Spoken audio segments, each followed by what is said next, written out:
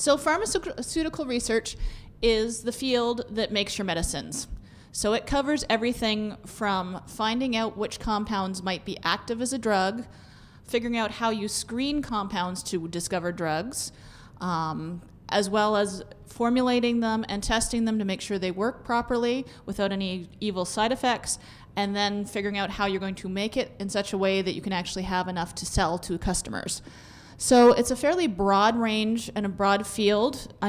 First part of my talk is going to be just an overview of the whole field of pharmaceutical research, and then I'll get a little bit more on what it's like to be in the laboratory side of things.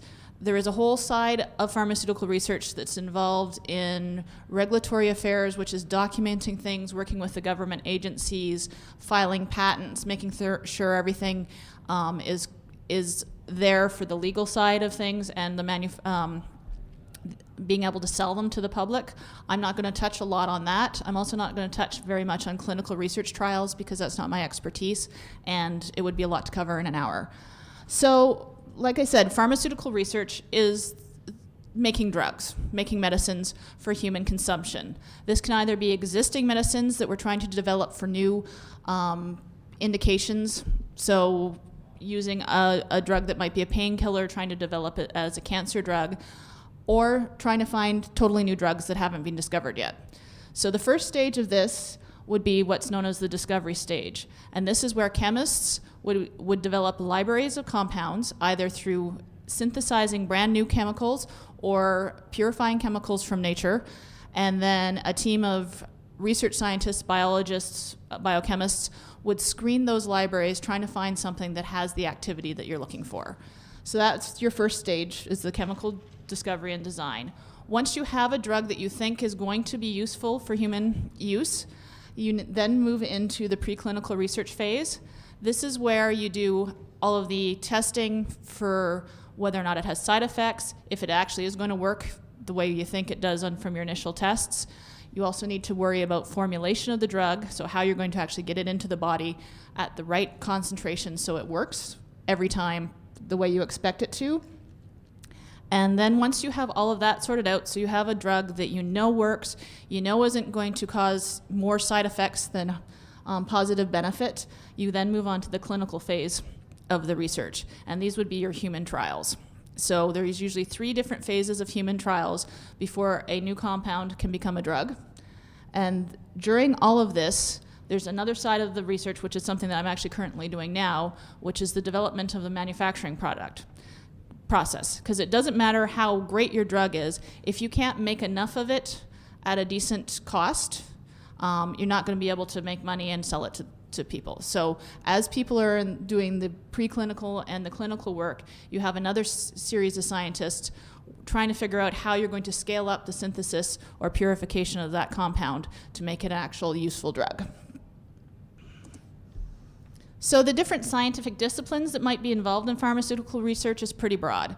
You've got your chemistry-related fields, organic, inorganic. Those are the people who actually make the chemicals that we screen, as well as figure out how to make it for the manufacturing process.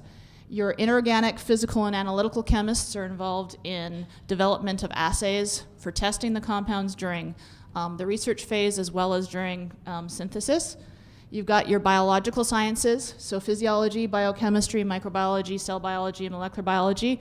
These are the people who spend their time trying to figure out if the drug is actually going to work and what type of side effects they have.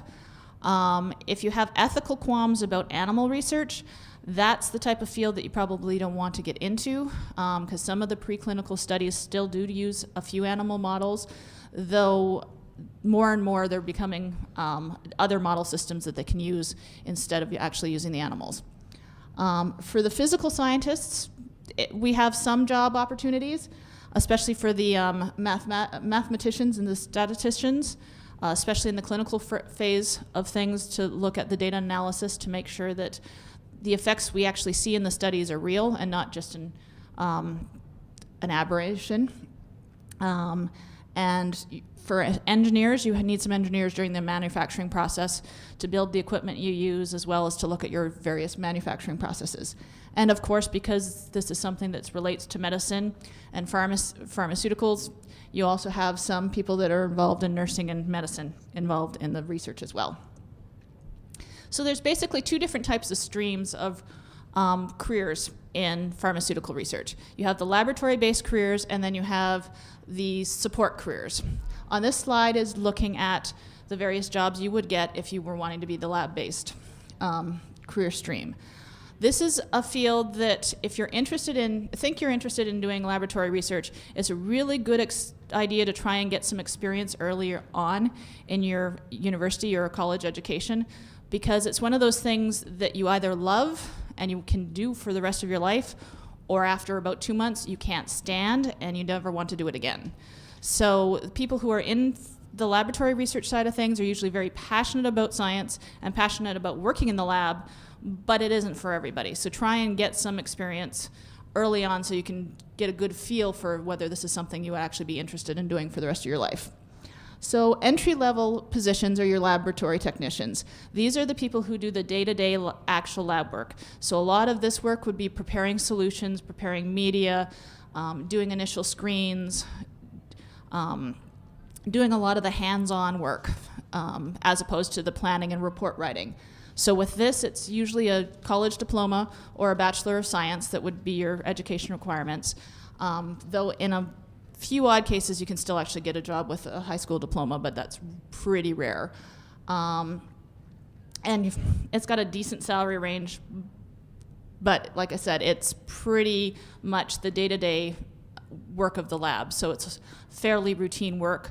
And fairly standardized. You have somebody else who is doing the upper level thinking and you're doing the work. The next level up is the research associate. So this is sort of halfway in between a laboratory technician and a scientist. Usually it's somebody who has a bachelor's of science and some experience, or a master's coming straight out of school. And in this case, you're sort of half and half. You still do a lot of the laboratory work, but you're starting to do a little bit more of the experimental design and working a little bit more independently than you would as a technician. And then the final laboratory side of things is a scientist. So this is the person who probably spends the least amount of time in the lab, spends more time working on design of experiments and analyzing the data and trying to figure out what it all means than the actual day-to-day laboratory work. With this, you need either a master's or with experience or a PhD, or if you're in the clinical side of things, an MD or a pharmacist degree will also get you one of these jobs. On the non-laboratory side, you've got a clinical research associate. So this is sort of a lab technician for the clinical research. These are the people who will travel quite a bit, going to the various clinical sites, making sure that the protocols are being followed properly, picking up the data and tracking the data. They would work very closely with the clinical research scientists who would be developing the clinical protocols and overseeing the final data analysis. The other two are the regulatory affairs and quality assurance. These are the document people. Pharmaceutical research is fairly regulated at all stages because eventually it's going to be developing a drug that's going to be used for human use. So every step of the way, they make sure that everything is done properly and documented properly, so we know that there is not going to be a problem down the line with a compound. So it's the regulatory affairs people in the company are the ones that talk to the various government organizations, and the quality assurance group are the people that would take a look at how things are being done within the company and making sure it's being done properly. For both of these, you usually need to have a bachelor's degree as an education. For quality assurance, you can also get a QA diploma. Red River is one of the schools that actually do have that, so that's an extra year's education above your bachelor's that will teach you all the ins and outs of the regulatory side of the business. So how it works is we usually start at whatever position you have the experience for, and then you can move up. As you gain more experience, you can move up through the ranks. Each of the positions will have multiple levels. So if you have a college degree, you might come in as a technician 1, whereas if you're coming in from a bachelor's, you might actually start at a technician level 2 or 3. There'll be a slight difference in salary with those, but as you work with a given company or within the industry, you will move up to the different levels and getting your increase in pay. If you hit the top of a certain level, so if you hit the highest level of technician and you are good at your job and you're showing aptitude and interest on moving up, you can actually go from a technician to a research associate without having to go back to school. And that's the same thing as if you're a research associate with a master's, you can move up to scientist level without having to get further education. So this is one field that once you start on your career and you start getting hands-on experience, it actually does make a difference, and people actually give you credit for the experience you have. And that being said, a scientist who might be interested in management can also do the jump to the management level, either becoming a departmental manager for the R&D or even be translating to the actual business departments of the companies. With this, though, as you advance up, you start spending less time in the lab and having more responsibilities, such as hiring and supervising other staff members, writing reports, talking to clients, and that sort of thing. So for my own career history, when I was sitting in the chairs you were now, I thought I was going to be a doctor, because I was told if you're interested in science, you're either going to be a doctor or an engineer.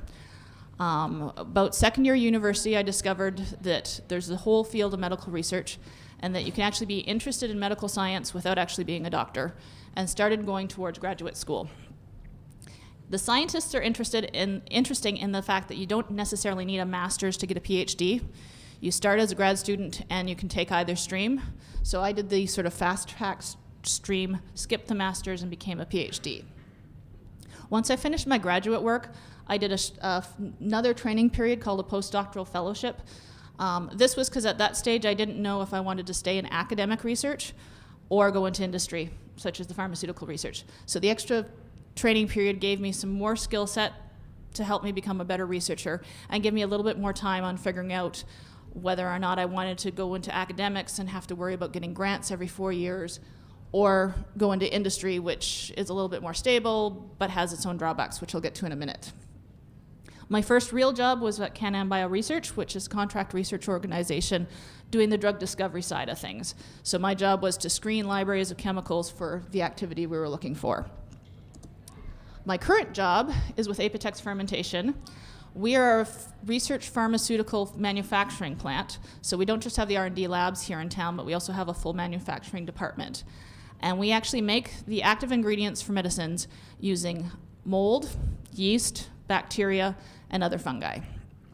So we grow the organisms of interest up in huge fermentation vessels that hold about 30 liters of culture at a time, incubate them under the right conditions with the right amount of media ingredients, and after about a 10 to 14 day period, have a broth that has the amount of compound that we need, which then gets purified into the final crystallized product. So our plant does all of it, from strain development, media development, to the full-scale manufacturing, and also has all of the regulatory sides to it. So Apotex is about a company of 100 or so employees that has been here in town for quite a while. My own, like I said, position is a research scientist. I work in the research and development group. So my job is to develop the strains we use to make the products, as well as figure out what media conditions and what temperature conditions are needed to get the organism to make the compound as fast as we can for as cheap as we can. So my general day is a 8 to 4 work day with hour break. I don't have a whole lot of overtime, but depending on what experiments are going on, I sometimes do have to come in on weekends or late at night to do short stints. But for the most part, the laboratory, you can plan your experiments around a standard working hour. I have a little bit of travel that I do, mainly for conferences or site visits, but not a whole lot. So it's mainly just here in town. So I don't have to worry about a whole lot of travel. Like I said, if you're interested in the clinical research associate positions, those are the ones that get you traveling all over the place. So my general work duties are mainly computer-based, because as a scientist, I'm not the one doing a lot of the general lab work anymore. So I have to go on the internet and search out different methods and research papers and patents to try and figure out how to do what we want to do. I then write the research protocols that we use to do the experiments. I work with a technician that's very closely linked to myself, so it's somebody that I supervise as well as oversee. And in between the two of us, we actually run the experiments. And then I take the data, put them into the various Excel sheets, graphing programs, crunch the numbers, and then write reports, both internally and if we have a client to the client. Other main parts of my job are tracking various data, tracking various reagents. I have to spend some time looking for equipment and chemicals that we might need to buy in the lab. So that's sort of all part of the project management side of my job. Like I said, I spend most of my time on the computer, but I do spend some time on the lab. So most of the days it's probably about 80% in my office and 20% in the lab, whereas a technician would be about 80 to 90% of the time in the lab, and then the rest of the time documenting stuff in the lab notebook or on the computer. So if you're trying to find a job in this field, your interview process will vary depending on which position you're going for. If you're looking for the entry-level technicians, it's standard as any other interview process. You'll put in a resume, get a call, you'll come in, and there'll probably be 1 or 2 people that interview you and ask you standard questions. It's not uncommon to get aptitude tests when you're doing science research. These are usually just looking to see that you understand basic high school math. At Apotex, we actually have a second test that looks at your English comprehension to make sure that you can understand English directions, and also look to see if you have attention to detail to see if you can find the mistakes that might be in a paragraph. This is important because if it's not written down properly in pharmaceutical research, it hasn't happened. So documentation is something that's extremely key at all levels, so it's something that they actually look for during the interview process.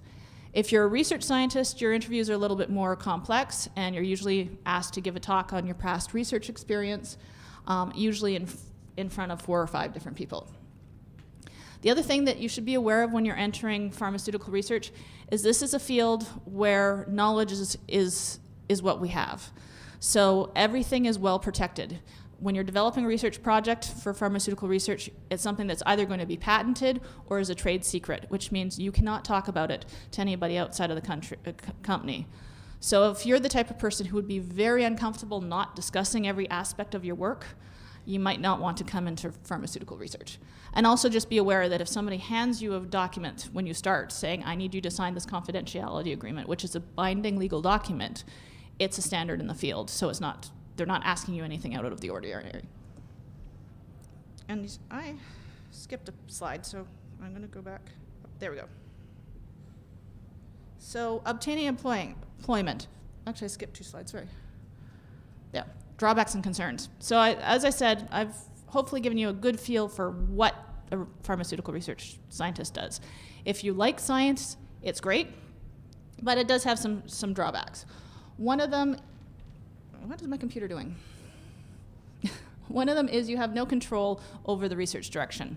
If you're in academic research and a professor, you decide what your research program is going to be. You decide who's going to work on what when.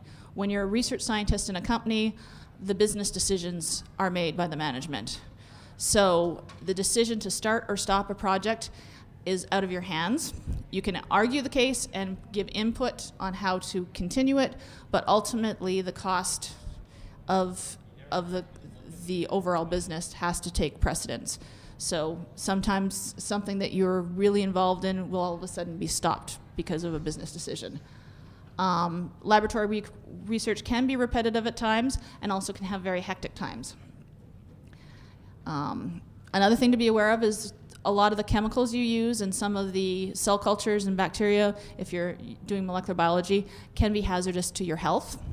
So it's something that does require proper safety equipment and proper safety protocols. It's not a big concern, but if you're the type of person who is very paranoid about being around anything that could make you sick, you may not be comfortable in a lab environment. The other big drawback is the job stability and availability. This is a business. The people who run it are out to make money. The side product is also the fact that they're helping people, but they're running it to make money. And because of that, there is a fair number of company mergers, and a lot of small startup companies start up, get some money, get to a point where they can either succeed or they can not succeed. And that decision point can happen fairly quickly, and when that happens, there can be layoffs. So it's not uncommon in your career to find yourself in a position where your company has downsized.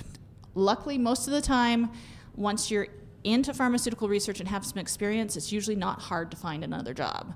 Sometimes it might require a move, but most people I know that are in pharmaceutical research and like pharmaceutical research are able to stay in pharmaceutical research. So it is something to be aware of, but it's not something that should stop you from entering the field. And like I said before, you have to maintain the confidentiality about your work. I'm going to go back. So what people are looking for a science researcher is obviously science curiosity. You have to be enthusiastic about science or you're not going to enjoy the work.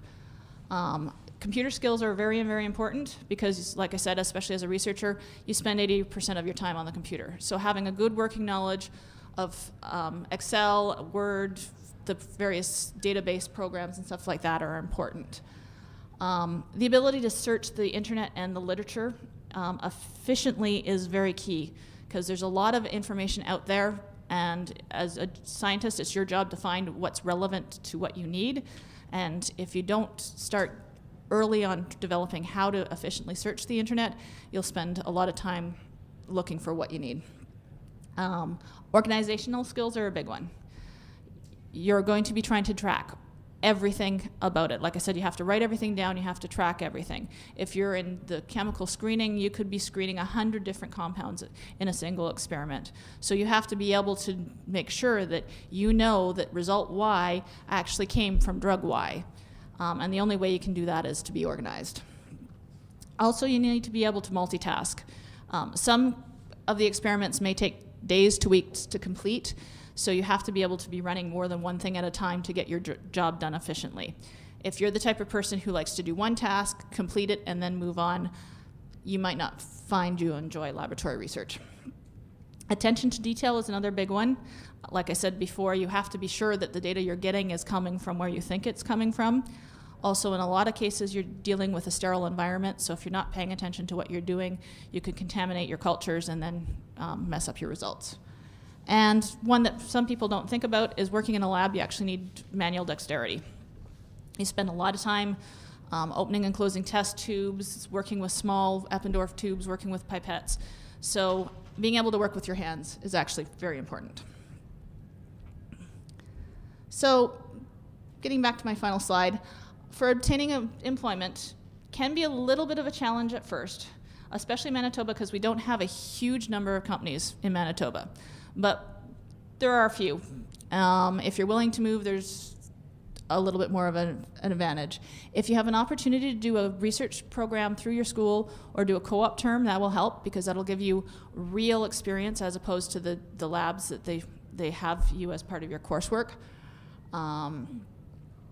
When you're looking for work, don't rely just on the newspaper. Go to the various job websites that are specifically for science. Or if you have a specific company in mind that you want to work for, like if you want to work for bioemergent systems in town, or if you want to work for Apotex fermentation, go to their various websites and actually search there on their career pages, because that's probably the most up-to-date real information on what jobs are actually available. I already touched on the interview process and about the competition and the confidentiality. So I'll open up for questions in a minute, but if you have any more information that you require after this talk, there are a number of websites that you can just do a search. Industry Canada has a large amount of information on their page. For a list of companies that are in Manitoba, there's the Life Science Association of Manitoba. If you're wanting a good overview on pharmaceutical research and a little bit more detail on the different career positions, you can look at the American Association of Pharmaceutical Scientists. They have a very good information page there. And the biospace is actually a good starting point. If you're actually ever looking for work, it has quite a bit on different companies, where they're located, and what type of jobs they have offered.